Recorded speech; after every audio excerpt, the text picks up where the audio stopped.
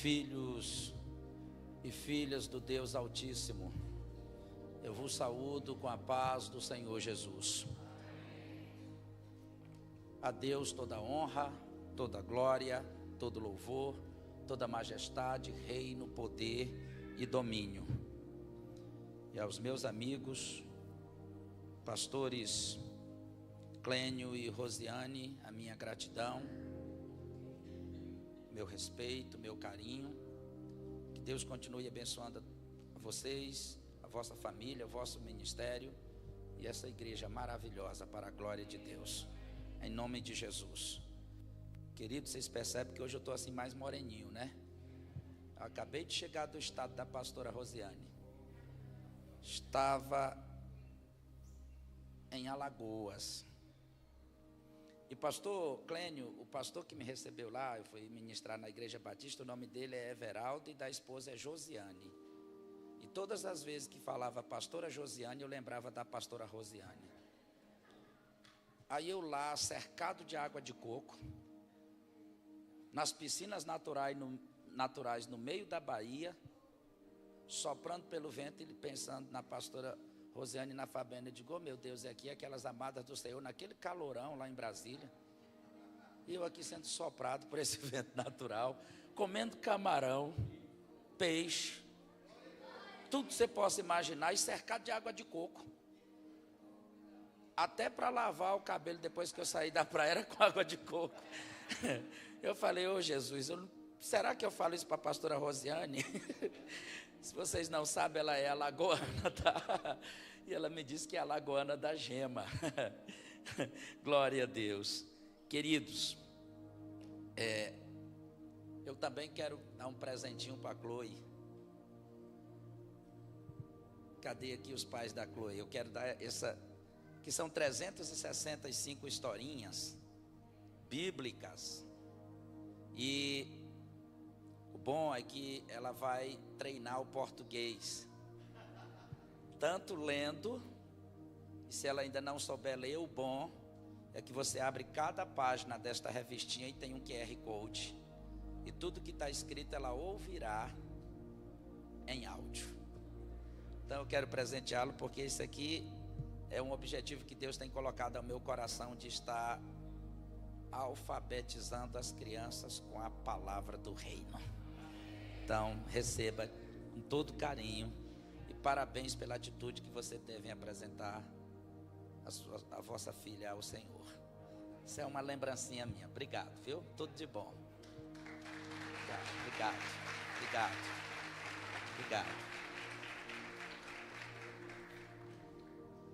Queridos, vamos para a palavra de Deus.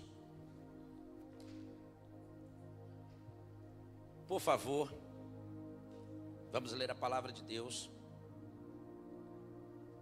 Para quem não sabe, está em Atos capítulo 2, do versículo 14 ao 18. E depois iremos ler o versículo de 37 a 39 do mesmo capítulo. Nos diz assim a palavra do Senhor, de acordo com a tradução que está à nossa frente. Então se levantou Pedro com os 11, e erguendo a voz advertiu-os nestes termos: varões judeus e todos os que habitais em Jerusalém, tomai conhecimento disto e atentai nas minhas palavras. Estes homens não estão embriagados como vindes pensando, sendo esta a 3ª hora do dia. Mas o que ocorre é o que foi dito por intermédio do profeta Joel. E acontecerá nos últimos dias, diz o Senhor, que derramarei do meu espírito sobre toda a carne. Vossos filhos e vossas filhas profetizarão, vossos jovens terão visões, e sonharão vossos velhos. Até sobre os meus servos e sobre as minhas servas derramarei do meu espírito naqueles dias, e profetizarão. Versículo 37, por favor.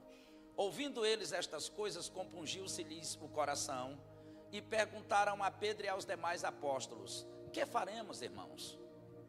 Respondeu-lhes Pedro: arrependei-vos e cada um de vós seja batizado em nome de Jesus Cristo para a remissão dos vossos pecados, e recebereis o dom do Espírito Santo. Pois para vós outros é a promessa, para vossos filhos e para todos os que ainda estão longe, isto é, para quantos o Senhor nosso Deus chamar. Pai eterno e soberano Deus, nós te glorificamos, te exaltamos, damos a ti o louvor, a adoração, o culto, com todo o nosso entendimento, com todas as nossas forças, e declaramos que estamos aqui totalmente dependentes de ti, necessitados de ti, precisados da tua provisão. Então continua a falar conosco de uma forma especial e inconfundível, e que tudo seja para a honra e glória do teu nome. Amém. Queridos, eu vou correr aqui contra o tempo, porque a palavra de hoje me exige um pouco mais de tempo, e eu quero ser bastante objetivo. Mas pastor Clênio está lançando aqui uma campanha, a campanha da colheita, começa amanhã, né, pastor? Dia 27. Eu já posso começar hoje? Pastor, estou animadão. Estou animadão, já estou querendo colher agora. Glória a Deus, glória a Deus. Queridos irmãos, nós acabamos de ler um texto da palavra de Deus, e como os irmãos puderam observar, esse texto fala da descida do Espírito Santo no dia de Pentecostes. Quando começamos a ler o texto em Atos capítulo de número 2, a palavra diz que ao cumprir-se o dia de Pentecostes, estavam todos reunidos ali no mesmo lugar. De repente ouviu-se um vento, ou o som de um vento impetuoso que desceu do céu. E a palavra diz que aquele vento encheu a casa, e juntamente apareceram entre eles línguas como de fogo. E a palavra registra que essas línguas foram repartidas ou distribuídas, e pousou sobre cada um deles. E a palavra diz: e todos foram cheios do Espírito Santo, e passaram a falar em outras línguas, segundo o Espírito lhes concedia que falassem. É importante frisar que eles falavam em outras línguas, não em línguas estranhas, porque o que aconteceu ali foi um poder de Deus tão especial, que é como se aqui diante de mim tivesse chineses, japoneses, alemães, franceses, espanhóis, e eu não saber falar esses idiomas, e o Espírito Santo me enche de uma forma tão poderosa, que eu passo a falar todos esses idiomas, e todos vocês que nasceram em cada um deles, compreendem tudo o que eu estou dizendo das grandezas de Deus. Se você quiser tirar dúvida, no capítulo 2, versículos 6, 8 e 11 diz que todos eles entendiam na sua própria língua materna, na sua própria língua mãe, do que eles falavam das grandezas de Deus. Portanto, eles não estavam falando as línguas estranhas que costumamos falar, eles estavam falando em outras línguas, em outros idiomas, e todos eles entendiam, porque aquele que fala em línguas estranhas, propriamente dita, está escrito em 1 aos Coríntios, capítulo 14, Paulo diz no versículo 2, que o que fala em línguas estranhas, fala em mistério com Deus, e homem nenhum entende. Mas ali eles estavam entendendo, porque eles estavam falando em outros idiomas. E quando eles estão falando em outros idiomas, a palavra diz que alguns deles os tiveram como bêbados, e começaram a dizer: esses homens estão embriagados, estão bêbados. E Pedro, tomando a palavra, disse: varões judeus, e todos vocês de todas as nações que estão habitando aqui em Jerusalém, reparai no que eu vou dizer e prestai atenção no que lhes digo. Estes homens não estão embriagados, sendo esta a 3ª hora do dia, portanto 9 horas da manhã, se fosse no horário brasileiro. Estes homens não estão embriagados, como vós pensais, sendo esta ainda 9 horas da manhã. Mas o que ocorre aqui é o que foi dito por intermédio do profeta Joel. E ele diz: e acontecerá nos últimos dias, diz Deus. Ele usa Joel, capítulo 2, do versículo 28 em diante, dizendo: e acontecerá nos últimos dias, diz Deus. Percebam que quem está falando não é Joel, quem está falando não é Pedro, é Deus. Deus faz questão de assinar embaixo. E acontecerá nos últimos dias, diz Deus, que do meu Espírito derramarei sobre toda a carne. Vossos filhos e vossas filhas profetizarão, vossos jovens terão visões, e os vossos velhos sonharão. E até sobre os meus servos e as minhas servas eu derramarei do meu espírito naqueles dias. E acontecerá sinais embaixo na terra e em cima no céu, fogo, coluna de fumaça. O sol se converterá em trevas e a lua em sangue, antes que venha o grande e terrível dia do Senhor. E acontecerá que todo aquele que invocar o nome do Senhor será salvo. Que promessa maravilhosa! Então é isto que está acontecendo aqui. E você sabe quando foi que isso se cumpriu? Na festa da colheita. Por isso que eu disse que a colheita vai começar hoje aqui. Festa de Pentecostes e colheita é a mesma coisa. Festa da colheita, Pentecostes e primícias é a mesma coisa. Se você quiser chamar a festa de Pentecostes, está correto. Se quiser chamar a festa das colheitas, está correto. Se quiser chamar a festa das primícias, está correto. Porque Pentecostes e colheita é a mesma coisa. E aconteceu na festa das colheitas. Por quê? Nada está na Bíblia por acaso. Porque naquele mesmo dia, Pedro fez a sua primeira pregação e quase 3.000 almas foram colhidas por Deus. Tinha que ser na festa da colheita, porque a primeira colheita de almas foi naquele dia quando Pedro pregou e quase 3.000 almas se renderam ao Senhor. Nada está na Bíblia por acaso. Tudo tem um propósito. E aí, queridos, agora o que eu quero chamar a sua atenção é que esta palavra está aqui há 20 séculos, há 2.000 anos,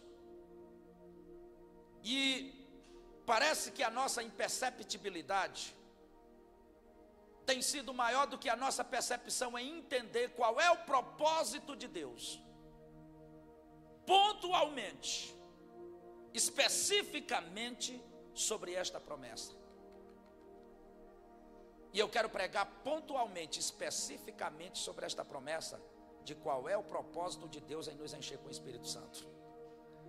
Porque o Espírito Santo nos faz falar em línguas estranhas, ele nos dá o dom da revelação, de cura, ele nos faz dançar, ele nos alegra, quando ele se manifesta, a gente festeja.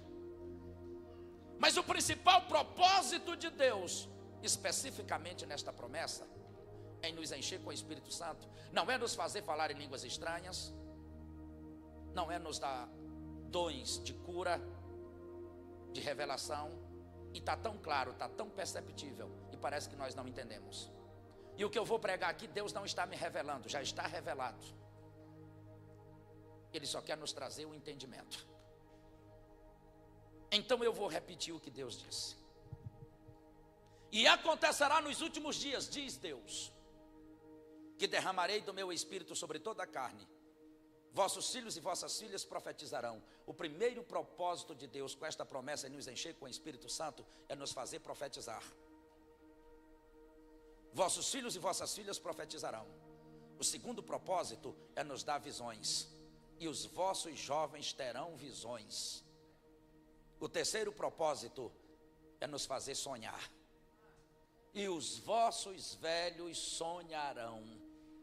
E o quarto propósito é salvar. E todo aquele que invocar o nome do Senhor será salvo. E Deus colocou esta mensagem no meu coração porque nós estamos nos aproximando de mais um final de ano. E talvez tenha alguém aqui nesta manhã que arquitetou sonhos, colocou projetos e metas diante de Deus para serem alcançadas neste ano. E talvez, até agora, os teus projetos não foram alcançados. Não significa que ainda não serão, porque o ano ainda não terminou. Mas ainda que Deus não venha realizá-los este ano, você precisa, como disse o pastor Clênio, usando a expressão dele, você precisa ficar animadão. Você precisa se animar. Porque ainda que Deus não cumpra este ano, não significa que Ele não irá cumprir. Você precisa esperar o ano vindouro, terminar este ano, esperar o ano vindouro e continuar cheio de esperança, de fé. Porque Deus é fiel para cumprir. E aquele que começou a boa obra é fiel para terminar. Ele é fiel para terminar. E eu quero ser objetivo, correr agora contra o tempo e ir direto para a pregação. Percebam que quem está dizendo é Deus. E acontecerá nos últimos dias, diz Deus, que derramarei do meu espírito sobre toda a carne. Vossos filhos e vossas filhas profetizarão. O primeiro propósito de Deus com esta promessa em nos encher com o Espírito Santo é nos fazer profetizar. E você irá perceber diante de toda a pregação, ou durante toda a pregação, que todas as pessoas arroladas ou registradas na palavra de Deus, como pessoas cheias do Espírito, eram pessoas que profetizavam, eram pessoas que tinham visões diferenciadas, e eram pessoas que sonhavam, porque este é o propósito de Deus em nos encher com o Espírito Santo. Este é o propósito. Todas as pessoas aqui registradas, arroladas na Bíblia como pessoas cheias do Espírito de Deus ou do Espírito Santo, que é a mesma coisa, eram pessoas que profetizavam, que tinham visões diferenciadas e que sonhavam. E eu quero começar nesta manhã pelos profetas. Não é por acaso que eles são chamados de profetas. Eles eram chamados de profetas porque profetizavam. E profetizavam porque eram cheios do Espírito Santo, cheios do Espírito de Deus. E eu quero começar nesta manhã pelo profeta Ezequiel. Quando lemos o capítulo 37 de Ezequiel, Ezequiel começa dizendo, se quiser colocar na tela para nós, eu até agradeço, ele vai colocando e vocês só vão acompanhando aí, por favor, porque está tudo aqui no coração. Eu vou até descer para cá, para não atrapalhar, se colocar lá ali na tela. Começa o capítulo 37 de Ezequiel dizendo, e o Espírito, primeiro diz, e a mão de Deus estava sobre mim, e Ele me levou em espírito a um vale que estava cheio de ossos secos. E aqui, usando uma linguagem mais curta, ele diz, Ele me fez andar ao derredor e passear sobre o vale de ossos secos. E quando eu andava, perguntou-me o Senhor, filho do homem, poderão viver estes ossos? Ezequiel, na sua humildade, responde dizendo, tu sabes, ó Senhor. E Deus diz a ele, então profetiza, filho do homem. Por quê? Porque quem vai ressuscitar os ossos secos é Deus, mas quem profetiza é quem está cheio do Espírito. E Deus diz a ele, então profetiza, filho do homem, diz, para que esses ossos vivam. Ele diz, enquanto eu profetizava, segundo o Espírito me concedia que eu falasse, então eu ouvi um barulho de ossos que se juntaram com ossos. Então criou-se tendões, cresceu a carne, estendeu-se a pele, e havia como um exército de bonecos sem vida sobre a superfície da terra. Sem vida porque ainda não havia o Espírito, e sem o Espírito Santo não há vida plena. Deus vem pela segunda vez e diz, filho do homem, poderão reviver estes ossos? Ezequiel diz, Senhor, tu sabes. Pela segunda vez Deus diz, então profetiza, filho do homem. Profetiza e diz para o Espírito vir dos 4 ventos e soprar sobre ele, porque eu vou repetir 1000 vezes se preciso for. Quem faz o milagre é Deus, mas quem profetiza sou eu e você. É por isso que a palavra está dizendo, eu derramarei do meu Espírito sobre toda a carne, e os vossos filhos e as vossas filhas profetizarão. Ele disse, então profetiza.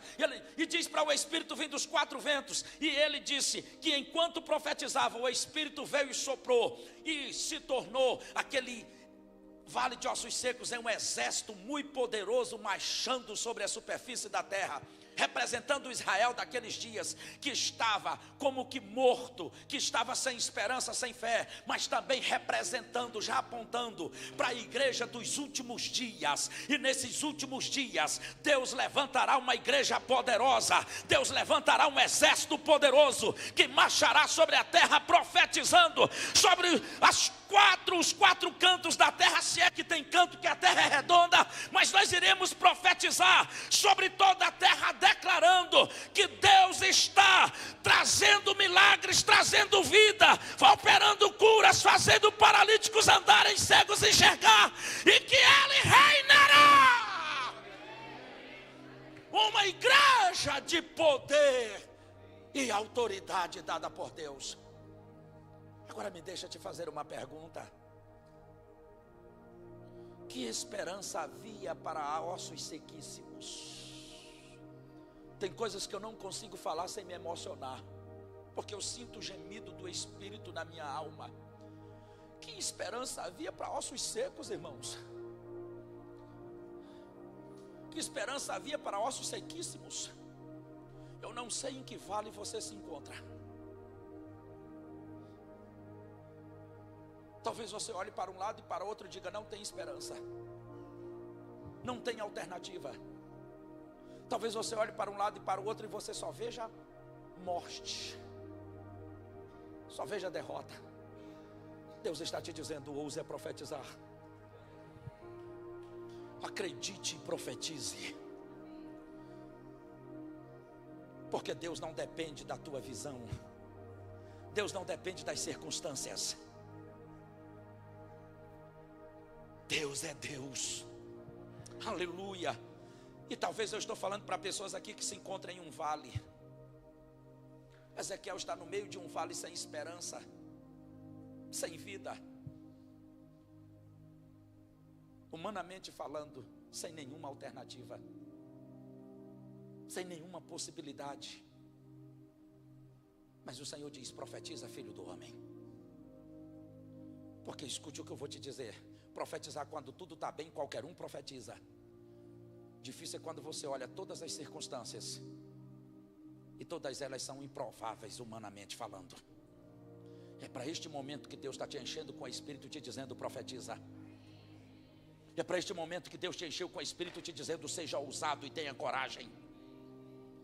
Porque o teu trabalho é profetizar, o dele é operar o milagre que você precisa. Eu vou repetir: quem faz o milagre é Ele, mas quem profetiza é você. Aí a gente sai daqui e vai para outro homem que se encontra no vale. O nome dele é Abraão. Quando lemos Gênesis capítulo de número 22, a palavra diz que o Senhor fala com Abraão durante a noite e diz: Abraão, toma o teu filho, o teu único filho Isaque, a quem amas, e vai até a terra de Moriá e oferece ali em holocausto em um lugar que eu te mostrarei. Abraão, obediente, levanta-se ainda de madrugada. A palavra diz que ele levou consigo Isaque, o garoto, e leva consigo 2 moços. Quando chega no capítulo 22, versículo 5, ele diz para os seus servos: ficai aqui, eu e o rapaz iremos até lá, e depois de haverdes adorado, voltaremos para junto de vós. Deus tinha falado só com Abraão, não tinha falado com Isaque.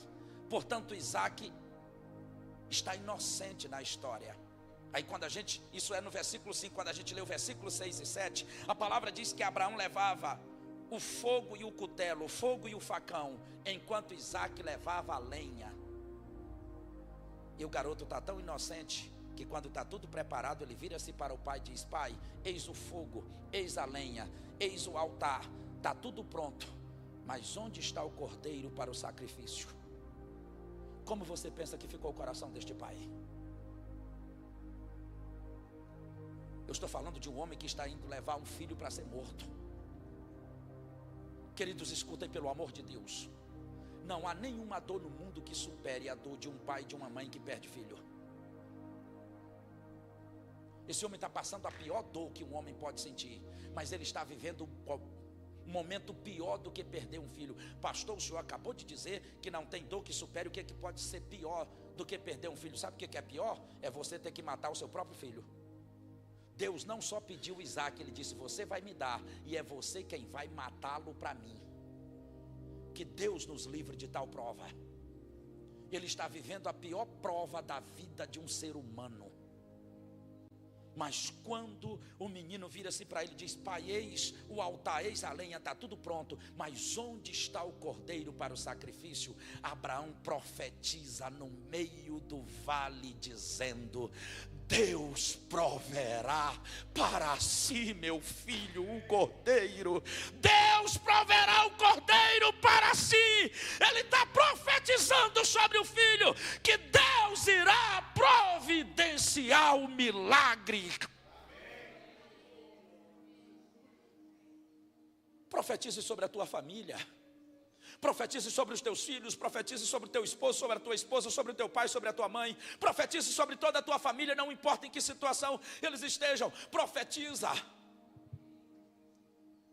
E ele profetiza no meio daquele vale.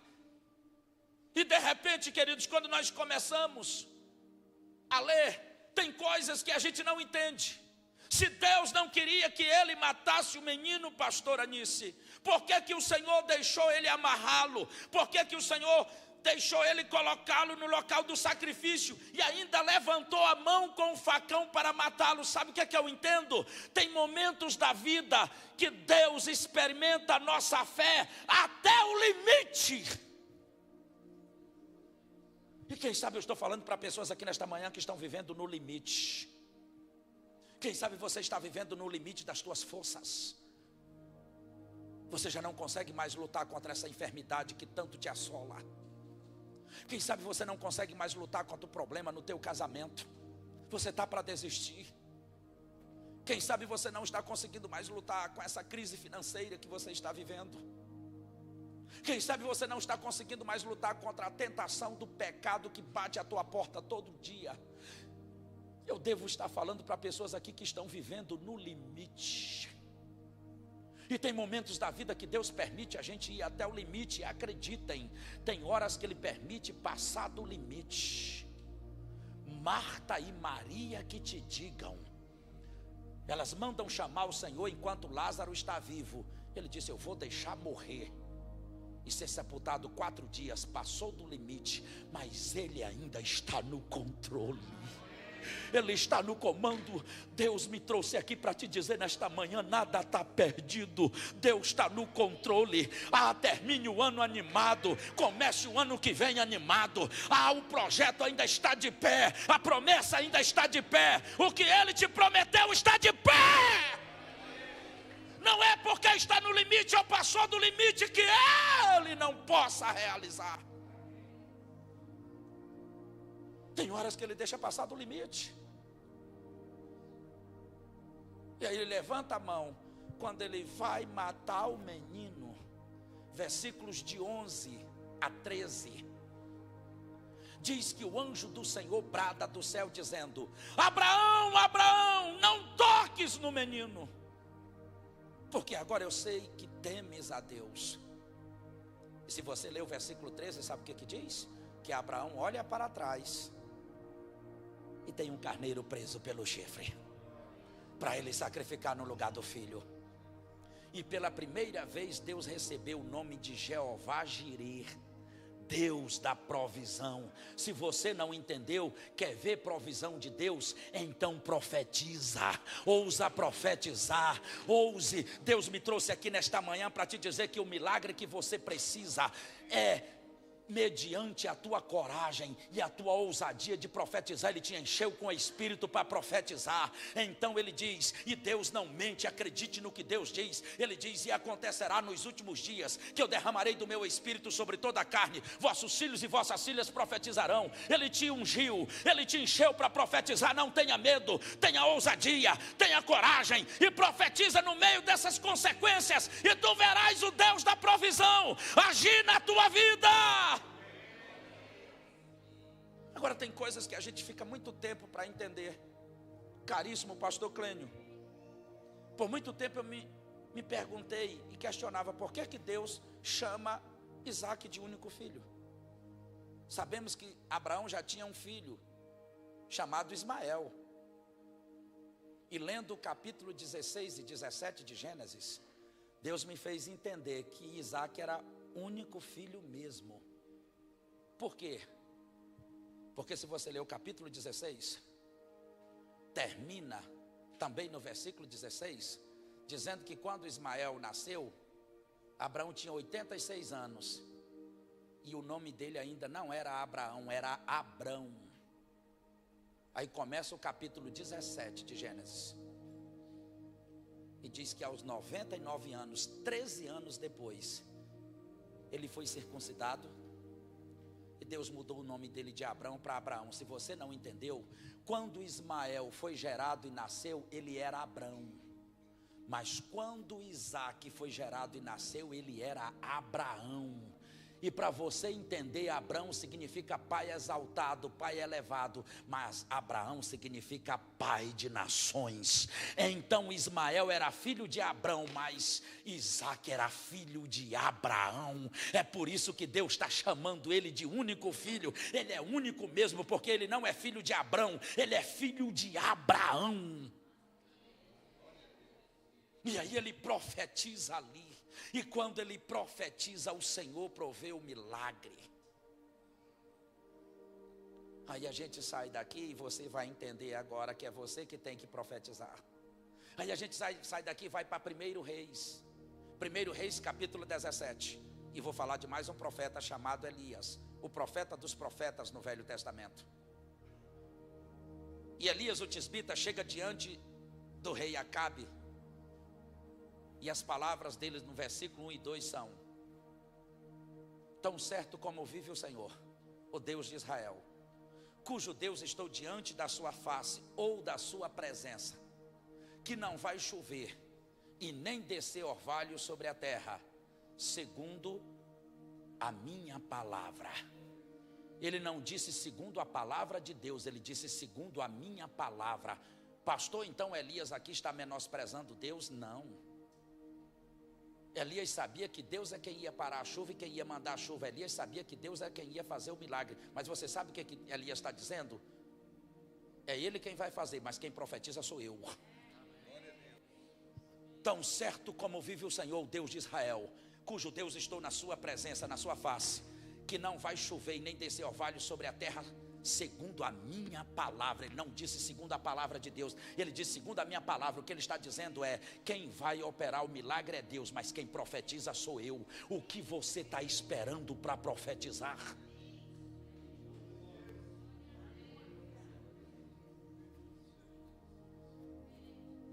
E eu derramarei do meu espírito sobre toda a carne, vossos filhos e vossas filhas profetizarão. Tem coisas que está na Bíblia, irmãos, e Deus precisa desvendar o nosso entendimento, porque já está revelado, mas parece que a gente não entende. Agora você precisa entender uma coisa. Olha o que Elias disse: tão certo como vive o Senhor, cujo Deus estou diante da sua face, ou seja, cujo Deus estou diante da sua presença. Você tem andado na presença de quem? Você está diante da face de quem? Porque eu vim aqui para ser ousado, para te dizer nesta manhã: se você tem andado na presença de Deus, se você está diante da face de Deus, tenha coragem e profetiza, porque Deus te honrará. Você está andando na presença de quem? Ou você está aqui como um clube de amigos, ou você está aqui porque você não tinha outra coisa para fazer em casa. Queridos, deixa eu lhe dizer uma coisa, deixa eu te ensinar aqui algo.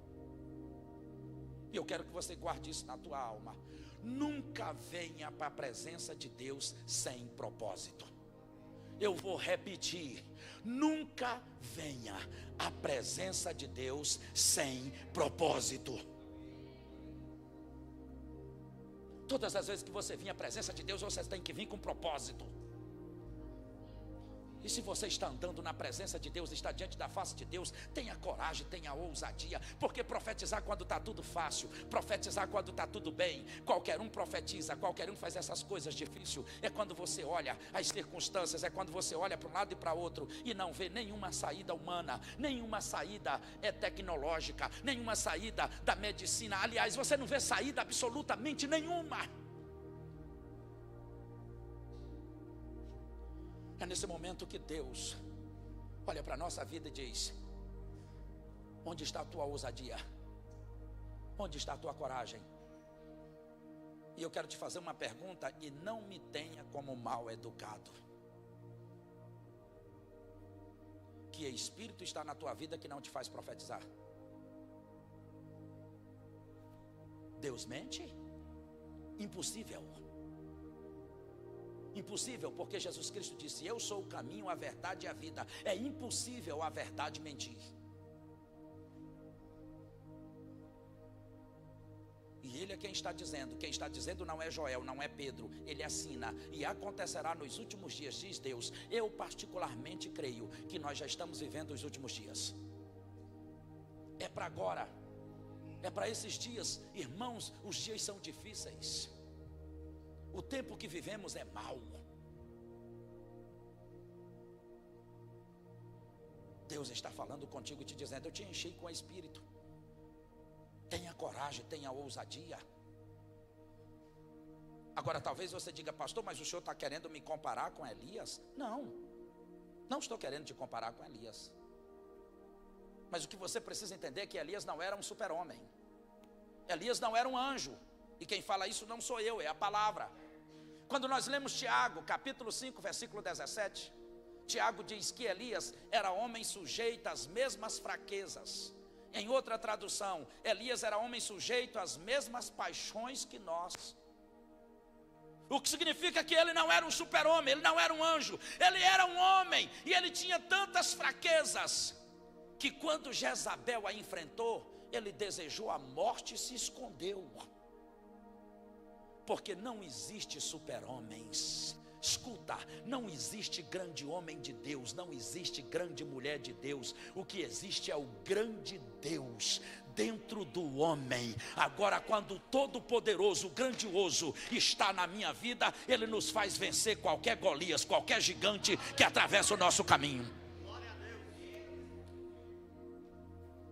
Portanto, não pense que era só Elias que podia fazer essas coisas.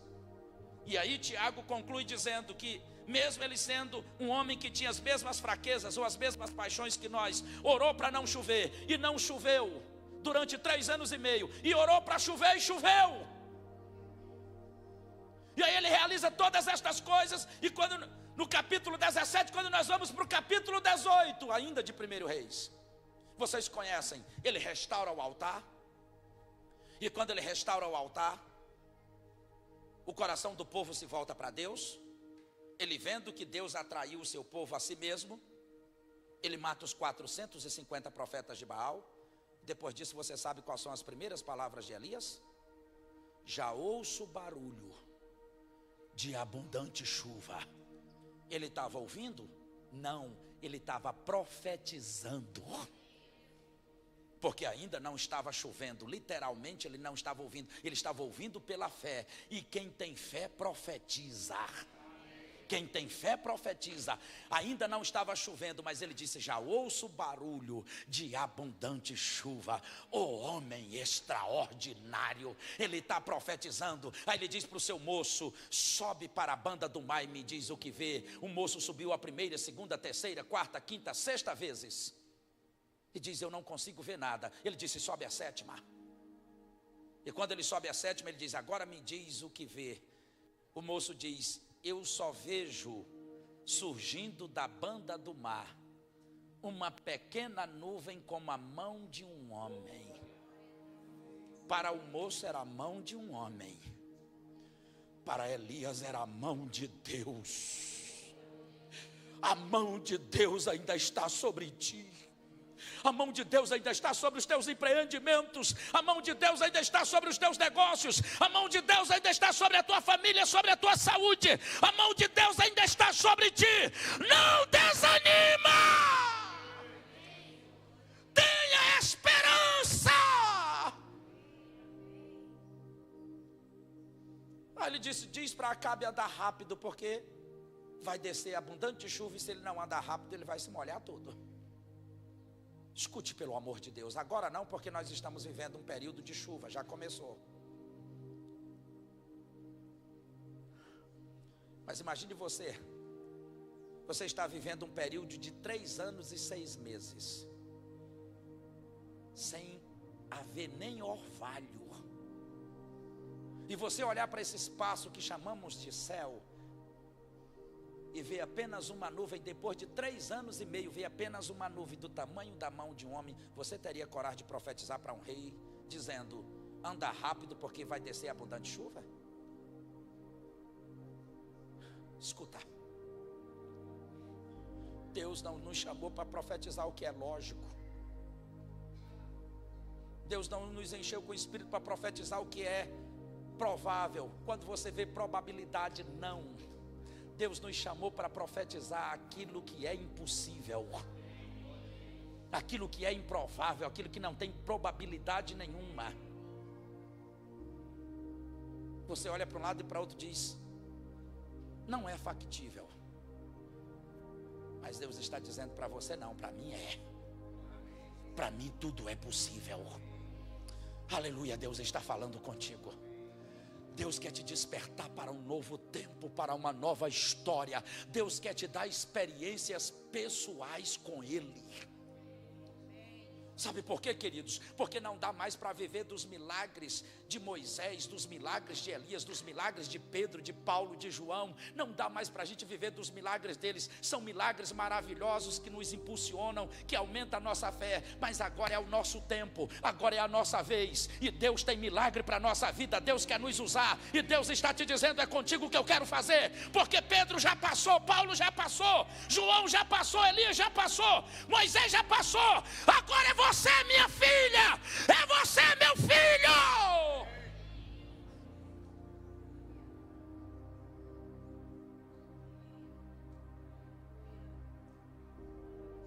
Usando uma força de expressão entre aspas, Deus não trabalha com mortos.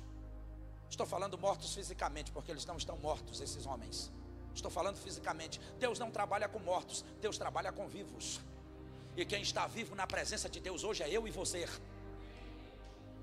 Louvado seja o nome do Todo-Poderoso. Louvado seja o nome do Todo-Poderoso. Agora eu preciso te ensinar algo aqui. Sabe qual é o nosso problema? É que a gente é religioso demais para receber o Espírito Santo. A religiosidade tem atrapalhado. Sabe o que a gente diz? Eu não consigo receber o Espírito Santo porque eu sou carnal. Por vezes nós ouvimos os pregadores, alguns deles dizendo: você não vai receber porque você é carnal. Então eu vou repetir o que Deus disse, porque isso aqui não é jargão de pregador e não é frase emocionalista, é o que Deus está dizendo. Então eu vou repetir o que diz o Todo-Poderoso. Ele diz: e acontecerá nos últimos dias que eu derramarei do meu Espírito sobre toda a alma. É isso que está escrito? Sobre todo o Espírito, é isso que está escrito? Quando é que você vai entender que é sobre a carne? E acontecerá nos últimos dias, diz Deus, que eu derramarei do meu Espírito sobre toda a carne. É sobre essa carne podre, é sobre essa carne corrupta, é sobre essa carne adúltera, é sobre essa carne prostituta, porque ela não se converte e ela precisa do Espírito Santo para controlá-la. É por isso que Deus está dizendo: é sobre a carne, porque quando o Espírito Santo entra na carne, a prostituta passa a deixar a prostituição, o adúltero se torna fiel, o desonesto anda na honestidade, o mentiroso anda na verdade. Só o Espírito controla. É sobre toda a carne. Receba!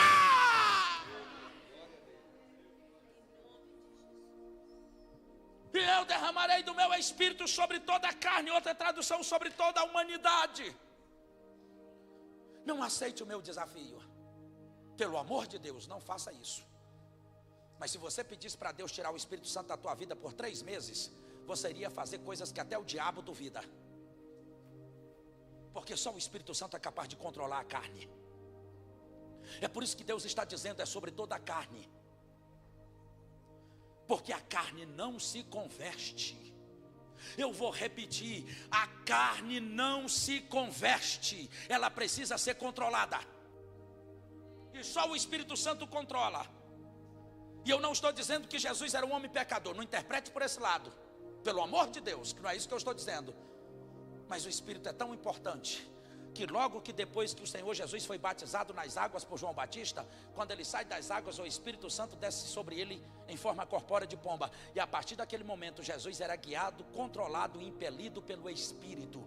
A palavra diz que o Espírito o impeliu para o deserto para ele ser tentado, porque a carne é fraca, mas o Espírito é forte, está preparado. É Ele que tem que estar na nossa vida. E é por isso que Jesus Cristo disse: importa que eu vá, porque se eu não for, o outro Consolador não virá. O Consolador aqui no original é Paráclito. Paráclitos. Paráclitos é Espírito de Deus. Jesus está dizendo: importa que eu vá, porque se eu não for, o Espírito de Deus não virá. E você entendeu o que ele disse? Ele não vai convencer, não é a igreja. A gente precisa ler com detalhes. Ele vai convencer é o mundo do pecado, da justiça e do juízo. Não é a igreja, é o mundo, porque o Espírito Santo é poderoso. Ele é o poder de Deus agindo. E Jesus disse: importa que eu vá, porque se eu não for, ele não virá. E quando ele vir, ele convencerá o mundo do pecado, da justiça e do juízo. Ele derrama sobre toda a carne. Deus é fiel. Mas vamos para a visão, porque o meu tempo já está indo embora. Esse negócio desse econômico fica me impressionando aqui o tempo todo. Oh meu Deus, me ajuda, eu estou animadão, igual o pastor pediu. E esse negócio me desanimando. Segundo lugar, em primeiro lugar, eu derramarei do meu espírito sobre toda a carne. Vossos filhos e vossas filhas profetizarão. Em segundo lugar, ele diz: e os vossos jovens terão visões. Deixa eu te fazer uma pergunta e não me responda, reflita. Como está a tua visão? A nossa vitória ou a nossa derrota depende da nossa visão. O nosso sucesso ou o nosso fracasso depende da nossa visão. E acredite, a Bíblia vai te provar daqui a pouquinho que até a nossa vida e a nossa morte depende da nossa visão. Uma universidade nos Estados Unidos começou a pesquisar 2 gêmeos recém-nascidos de 0 a 30 anos. Filhos de um pai traficante que vivia preso e de uma mãe honesta, serva de Deus e temente ao Senhor. E aquela pesquisa acompanhou de 0 a 30 anos. Ao completarem 30 anos, um tornou-se traficante igual o pai e vivia preso. O outro, um dos advogados mais renomados do estado da Califórnia, e um servo de Deus respeitadíssimos. E terminaram a pesquisa fazendo uma entrevista a ambos. Chegaram para o primeiro que estava preso e disseram: vocês nasceram na mesma hora, no mesmo dia, filhos do mesmo pai, da mesma mãe, cresceram no mesmo ambiente, tiveram a mesma educação, as mesmas oportunidades. E o teu irmão é um advogado renomado e um servo de Deus respeitado, e você é esse traficante que vive preso. Qual é a diferença? Ele disse: é porque eu olhei para o meu pai e me tornei quem ele era. Foram para o segundo, fizeram a mesma observação. Vocês nasceram na mesma hora, no mesmo dia, filhos do mesmo pai, da mesma mãe, tiveram a mesma educação, cresceram no mesmo ambiente, tiveram as mesmas oportunidades. E teu irmão é um traficante que vive preso, e você é este homem muito bem sucedido. Qual é a diferença? Esperava ele dizer: porque eu olhei para minha mãe, mulher honesta e temente ao Senhor. A resposta foi uma surpresa. Ele disse: é porque eu olhei para o meu pai o tempo todo para não ser o que ele era. Os dois olharam para a mesma pessoa com visão diferente. Assim é quem é cheio do Espírito Santo. Sempre verá as mesmas coisas, mas sempre verá diferente, porque ele disse: eu derramarei do meu Espírito e vocês terão visões. Quando nós lemos Números capítulo 13, começa dizendo que Moisés, ordenado por Deus, envia 12 espias para ir espiar a terra de Canaã. Os 12 viram as mesmas pessoas, a mesma terra, os mesmos frutos, viram tudo igual, só que com visão diferente. Aí quando a gente lê o capítulo 13 de Números, a partir do versículo 30, diz que Josué e Caleb chegaram para dar o relatório e disseram: a terra que espiamos é terra boa, é terra que mana leite e mel, subamos e conquistamos a terra, porque o Senhor nosso Deus nos entregou. Isso é no versículo 30, a partir do versículo 31, os outros 10 que não tinham a mesma visão, atravessam dizendo: mas a terra que pisamos, nós não poderemos subir contra eles, porque eles são mais fortes do que nós, é terra que devora os seus moradores, lá tem gigantes, os filhos de Anak moram lá, nós não poderemos subir. Os 12 viram a mesma coisa, 2 com visões diferentes,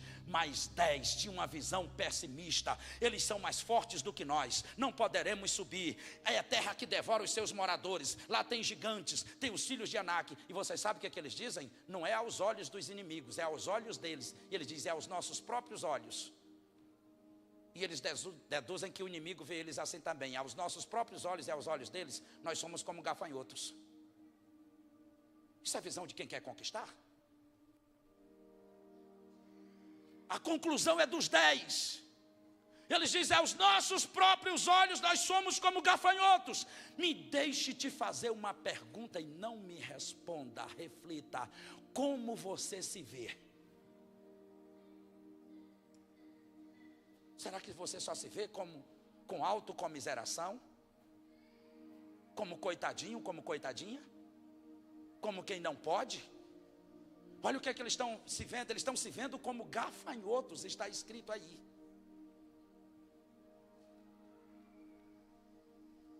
Escute o que eu vou lhe dizer para você não esquecer. Se tem uma coisa que Deus não tolera, é visão pessimista.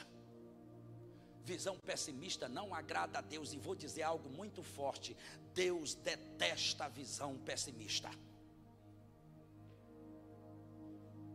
E aí depois que eles dizem isso, aí começa o capítulo 14. E diz que tanto Moisés como Arão e toda a congregação ficou desanimada. E eles começaram a dizer, o Senhor nos trouxe para cá para nos matar ao fio da espada. Vamos levantar capitão e voltar para o Egito. E toda a congregação desfaleceu. A partir do versículo 6 do capítulo 14, Josué e Caleb atravessam a frente novamente e diz, tão somente não sejais rebeldes contra o nosso Deus. Subamos e conquistamos, porque Ele nos entregará a terra. Sabe o que diz? Que eles pegaram em pedras para apedrejá-los. E só não mataram-os, porque a glória de Deus se manifestou e não deixou. Mas eu te disse que a tua visão pode te levar à derrota ou à vitória. Eu te disse que a tua visão pode te levar ao sucesso ou ao fracasso. Eu te disse que a tua visão pode te levar à morte ou à vida. Por favor, coloque para nós capítulo 14 de Números, versículo 36, 37 e 38. Olha o que diz para você entender o que Deus está falando. Os homens que Moisés mandara espiar a terra e que, voltando, fizeram murmurar toda a congregação contra ele, infamando a terra. Está falando aqui dos 10. Olha o que acontece com eles no 37. Eu te disse que Deus não tolera a visão pessimista. Diz, esses homens que infamaram a terra morreram de praga perante o Senhor. Foi Deus quem matou. Me deixe te dar um conselho, cuidado com a tua visão. Foi Deus que os matou de praga. Porque Deus não tolera a visão pessimista. O que você vê?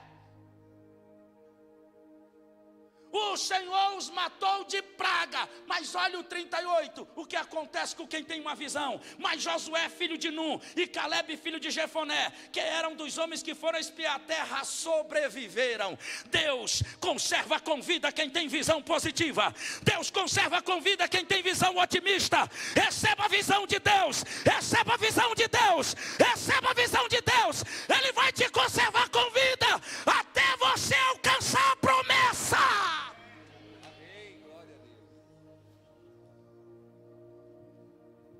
Foram só esses dois que entraram na terra. Se você tiver uma visão de Deus, uma visão otimista, Deus vai te conservar com vida até entrar na promessa. Deus está falando contigo e te dizendo, eu estou aqui para mudar a tua vida. Ele vai te conservar com vida. Meu amado irmão que está passando aí por essa luta com câncer, acredite, a partir de hoje tem uma visão que Deus é contigo, que Deus te cura, que Deus é maior do que a medicina, que Deus é maior do que qualquer diagnóstico. Ele vai te conservar com vida. Creia nele, creia nele. Tem uma visão que ele tudo pode, ele vai te conservar com vida, e tudo aquilo que ele te prometeu ele vai fazer, e vai te fazer entrar. Que Deus maravilhoso é esse nosso Deus. E aí, queridos,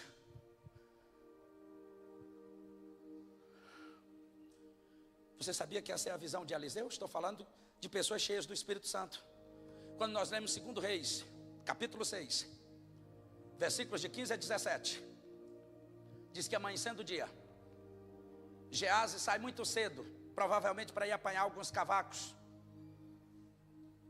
E quando ele olha, ele contempla carros e cavaleiros da Síria. Ele volta apavorado para Eliseu, dizendo, ai meu senhor, o inimigo nos cercou.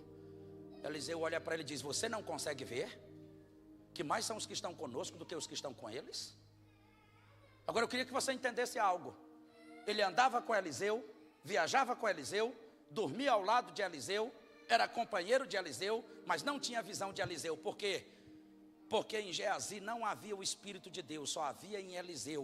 E quem tem o Espírito de Deus sempre verá diferente. Aí Eliseu diz para ele: você não consegue ver que maior é os que estão conosco do que os que estão com eles? E Eliseu faz uma oração, ele diz: Senhor meu Deus, eu te peço, abre os olhos dele para que ele veja. Abre os olhos desse moço para que ele veja. E o Senhor abre. E ele contempla carro, cavalos e cavaleiros de fogo em maior número. O que você vê? Um empresário do ramo de calçados dos Estados Unidos, há décadas atrás, enviou 2 funcionários à Índia como espiãs. E foram lá. E esses 2 funcionários viram a mesma coisa. O que é que eles viram? Que naquela época, décadas atrás, ninguém usava sapato na Índia. Era sandálias de couro, ou tiras de couro, ou de pano enrolada nos pés. Voltaram para dar o diagnóstico. O empresário chegou para o primeiro e disse: o que você viu? Ele disse: eu vi, patrão, que lá ninguém usa sapato. Ou é sandália de couro, ou é tira de couro, ou é tira de panos enrolada nos pés. Por favor, não inverte lá não, que o senhor vai ter um prejuízo terrível, porque é cultura daquele povo. Vem o segundo, que é um crente, cheio do Espírito de Deus. E o patrão perguntou: o que você vê? O que você viu lá? Ele disse: eu vi o mesmo que ele viu, que lá é cultura. Ninguém usa sapato. É tira de couro, é tira de pano ou sandália de couro. E eu quero pedir para o senhor abrir pelo menos umas 10 fábricas e me colocar como gerente, porque eu vou arrebentar de vender sapato, porque lá ninguém tem sapato.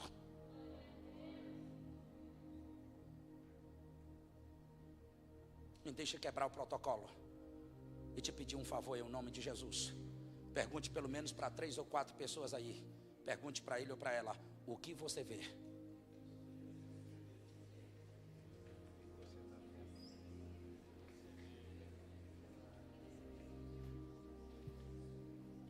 O que você vê?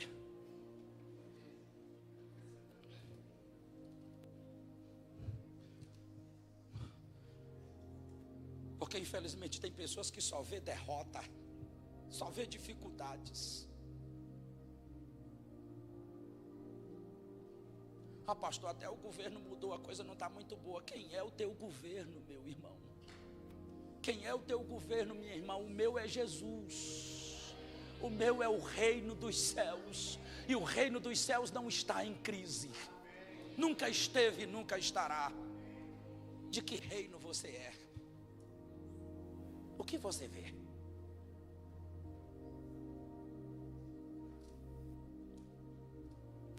Permita-me fazer com você, minha querida irmã. Eu pastoreei uma igreja alguns anos atrás. E lá tinha uma mocinha, uma adolescente, que tinha entre 11 e 13 anos, não sei precisar. E todas as vezes que eu chegava lá na igreja, eu falava: a paz do Senhor, doutora. Passava os dias que não tinha culto. No outro dia eu chegava de culto e: a paz do Senhor, doutora. Passava os dias sem culto, chegava no próximo culto, eu: a paz do Senhor, doutora. Um dia ela olhou para mim e disse: pastor, por que o senhor me chama de doutora? O senhor visita a minha casa? O senhor sabe que eu sou filha de mãe solteira? Minha mãe é pobre. E para completar, eu sou negra, pastor. Por que o senhor está me chamando de doutora? Eu disse: minha filha, eu estou profetizando sobre a tua vida. Ela disse: sendo assim, eu acredito. Deixa eu te dizer algo. Hoje ela não somente é doutora. Além de doutora, ela é dona de clínica. Tem vários profissionais trabalhando para ela. Porque quando você acredita na profecia de um homem de Deus, Deus cumpre.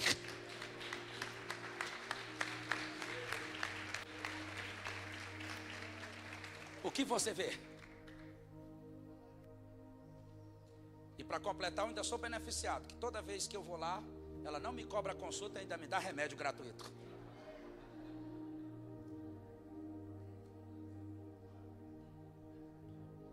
Pergunte mais uma vez para ele ou para ela. Me desculpe, eu sei que isso é chato, mas isso é para ficar na alma. Pergunte mais uma vez para ele ou para ela: o que você vê?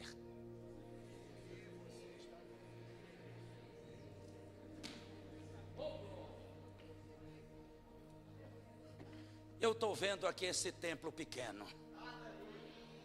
Eu estou vendo que vão ter que comprar um terreno logo, grande, ou vão ter que, usando a força do nordestino, rasgar essas paredes. Porque está vindo um novo tempo. Prepare-se para o ano de 2024. Preparem-se, pastores, para o ano de 2024, que Deus mandará multidão a esta casa. Eu estou profetizando um novo tempo, uma nova história.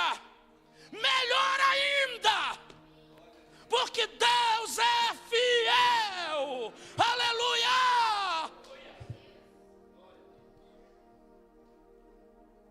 Eu preciso concluir falando, só dando uma pinceladinha no sonho. E concluo. Eu derramarei do meu espírito sobre toda a carne. Vossos filhos e vossas filhas profetizarão, terão visões e sonharão. E até os velhos sonharão. Se até os velhos sonham, imagine os jovens.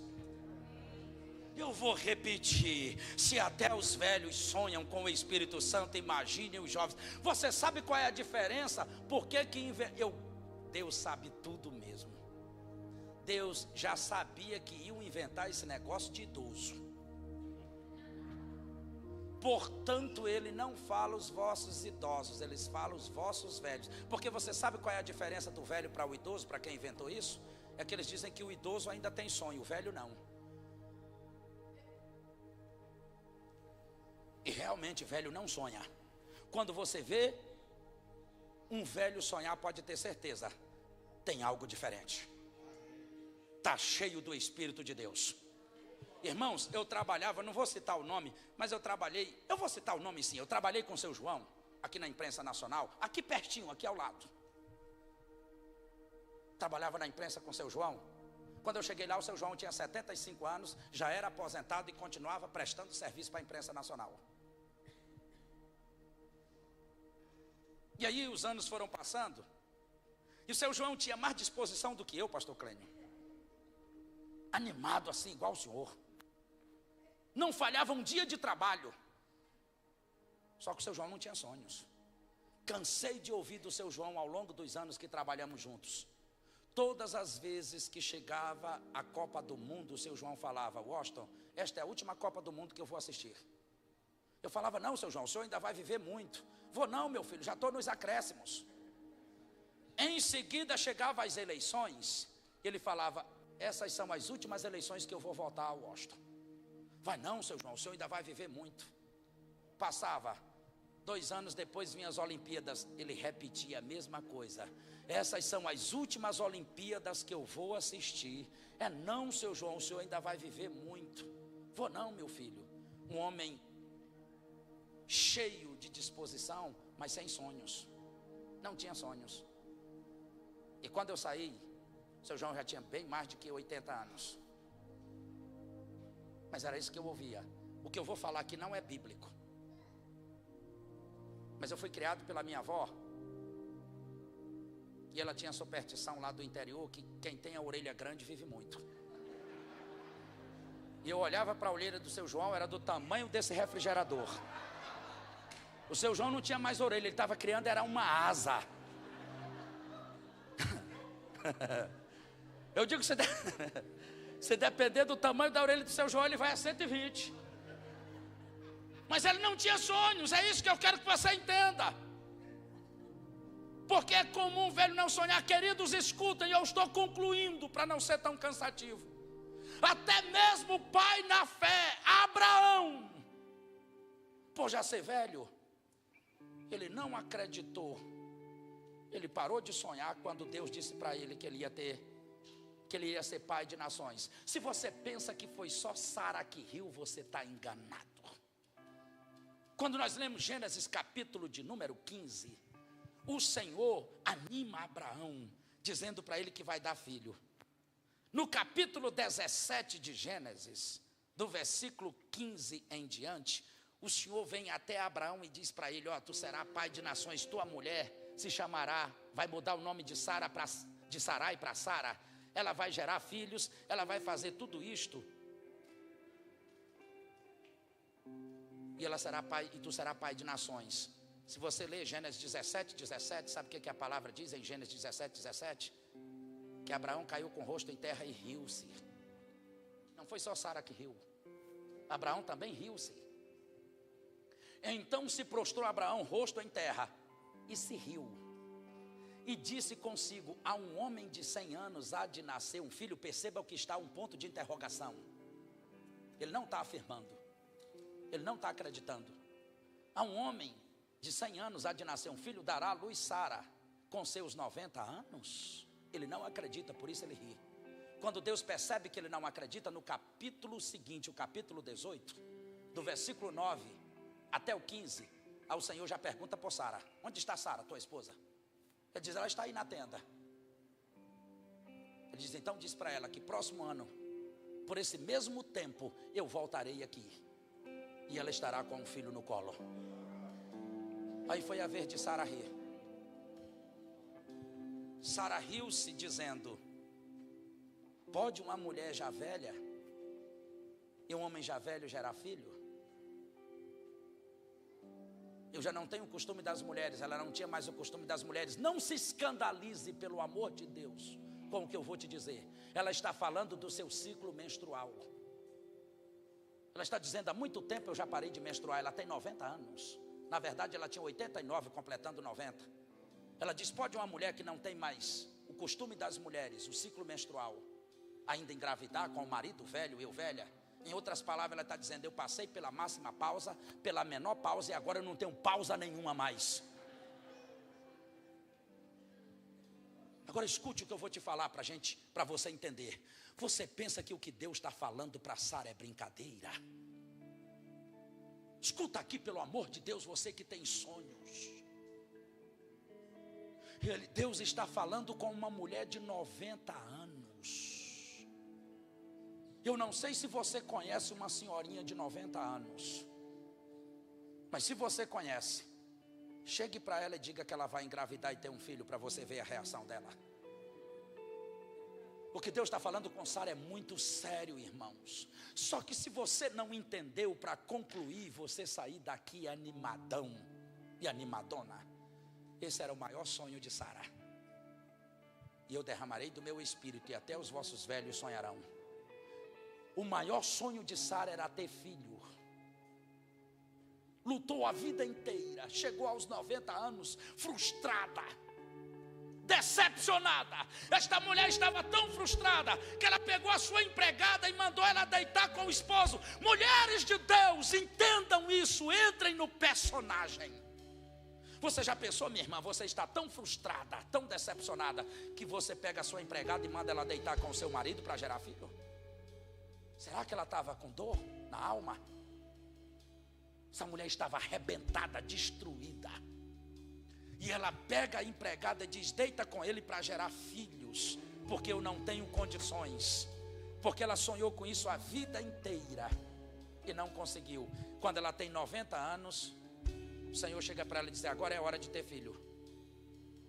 Sem ela ter mais o costume das mulheres, sem o marido ter condição, sem ela ter condição nenhuma, o Senhor disse: no mínimo ela riu-se.